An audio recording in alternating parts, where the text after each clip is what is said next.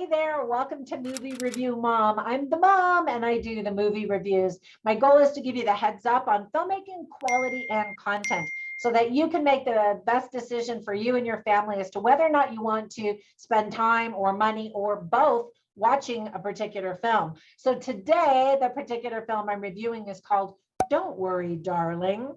This psychological thriller was recently released in theaters, September 2022. It's rated R and is 2 hours and 3 minutes long. That's pretty long. The movie review mom grade I'm giving it is a C+. Let me explain why. Keep watching. And while you're at it, click subscribe and like and all of that kind of stuff. That really helps my channel to grow. So I'm going to give you an overview in a nutshell, and then I'll point out things I liked and didn't like about the movie, as well as offer tips for parents, themes worth talking about, interesting lines, and recommendations for other films that are sort of similar, but I think you'll also like and might like even better than this one. All right, so let's dive in. In a nutshell, the movie is directed by the beautiful Olivia Wilde, who also stars in it. In fact, she wanted to play the leading lady, but decided on Florence Pugh after seeing her gripping performance in the crazy movie called Midsummer back in 2019. Now, I didn't do a review for that movie. I remember after I watched it, I was like, what did I just see? And I couldn't decide what I thought about it. I was like, wow. And so I never did do a movie review about it, but Florence Pugh gives an incredible performance in that movie. And so if you like her, you probably should watch that movie just because she does such a great job. But anyway, Katie Silverman wrote this movie as well as helped produce the movie. It was on Hollywood's blacklist for a time until Olivia Wilde picked it up and began filming during the pandemic. The film actually even won recognition at the Venice Film Festival. So there were a lot of things I really liked about this movie. Florence Pugh, of course, is the first one on the things that I liked. She knocks it out of the park. And it does in every role that she plays. She's mesmerizing to watch in this psychological thriller. Do we smell an Oscar nomination? Possibly. I hope so. She's just fantastic and absolutely deserves it. The rest of the cast is also terrific and includes Harry Styles, Olivia Wilde, as I mentioned, Gemma Chan, Kiki Lane, Nick Kroll, and the charismatic and handsome Chris Pine. Olivia Wilde stated that Chris Pine's character is based on the famous psychologist Jordan B. Peterson.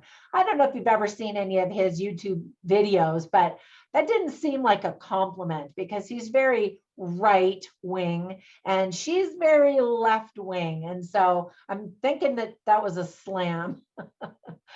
Florence Pugh hums a little tune throughout the movie that helps her discover the truth about Victory Corporation, this company that her husband works for, and this city that is created just for the employees of Victory Corporation. Fun fact, it's an original musical track by Harry Styles, who plays the husband of Florence Pugh in the movie. There are some fantastic set pieces that take you back in time to the 50s suburb life. Now, that's before my time, but it looked like, how I envision it.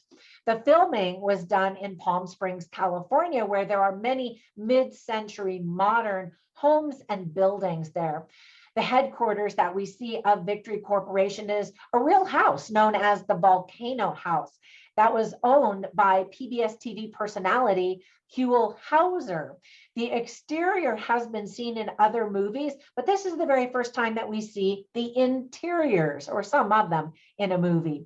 Now, you might remember hearing about this movie in the news when director Olivia Wilde was served custody papers on stage from Justin Sudeikis, or at least his attorney, right when she was introducing the trailer and the premiere of that.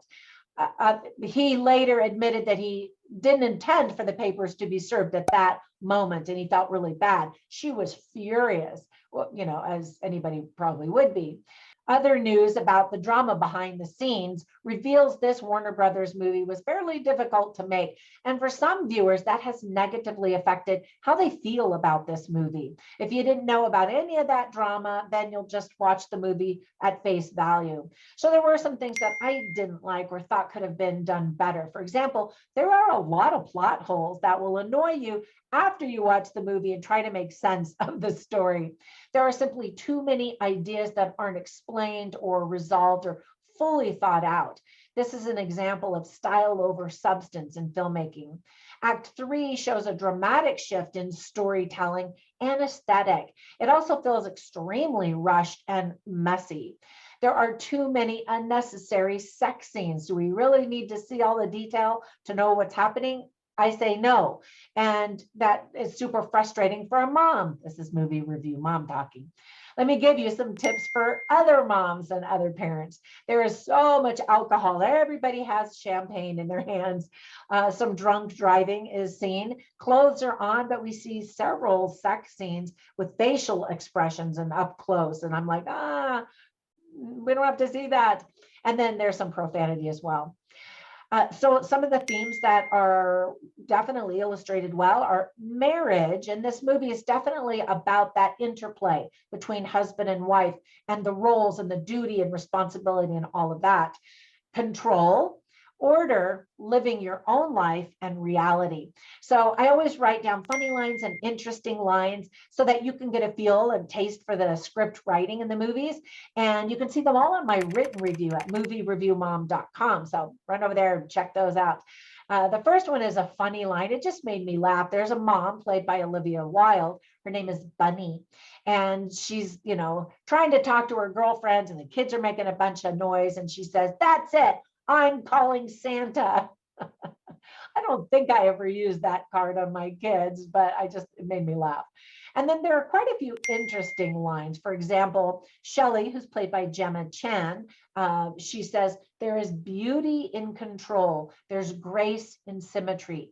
Now she's talking to the women in like a ballet class, and yet her husband definitely has that same philosophy in life. He is the owner of the company, this Victory Corporation, and he teaches his employees the same thing. And it's definitely those two things are themes in the movie. And that was probably one of my other complaints is control is definitely showed, symmetry not as much. And that would have been really cool to see in Act 3, all of the symmetry, but that was left short and lacking. And so anyway, missed opportunity there, I think. And then another interesting conversation was between Chris Pine, the big boss at the company, and Dean, who is played by Nick Kroll. And he says to Dean, what is the enemy of progress? And Dean says, chaos. And again, I would have loved to have seen more contrasts between the chaos in Act 3 and the control and the progress in Acts 1 and 2. Now, I don't want to give you any spoilers, but just kind of look for those elements. All right, so before we go, let me give you some recommendations for quite a few other movies that I thought of as I was watching this one that I think are probably better done or I enjoyed more maybe. The first one is The Stepford Wives. It's the most recent one. There have been several remakes. So anyway, check that one out. Again, no spoilers. I'm not saying this is the Stepford Wives story at all, but I think that if you like this one, you'll like the Stepford Wives if you haven't seen it, and a little bit of vice versa. Another one is The Truman Show with Jim Carrey. That's such a well done movie. I really love it. And what I thought that movie did really well was show you things that made sense at the end. Once you knew the story, you would reflect on things you saw earlier and go, oh, whereas that was a little bit missing in this movie. And then another movie that I thought of is called Monstrous, and it's with Christina Ricci. And now this one is not a horror movie like that one was, but at the very end you go, oh, and again, once you think about the movie and reflect on what you saw, things make sense. And at the end you go, oh. in a kind of a strange way. All right, that's it for my review. Thanks for spending a few minutes with me. Have a fantastic day. And as always, I'll catch you in the next one. Bye for now.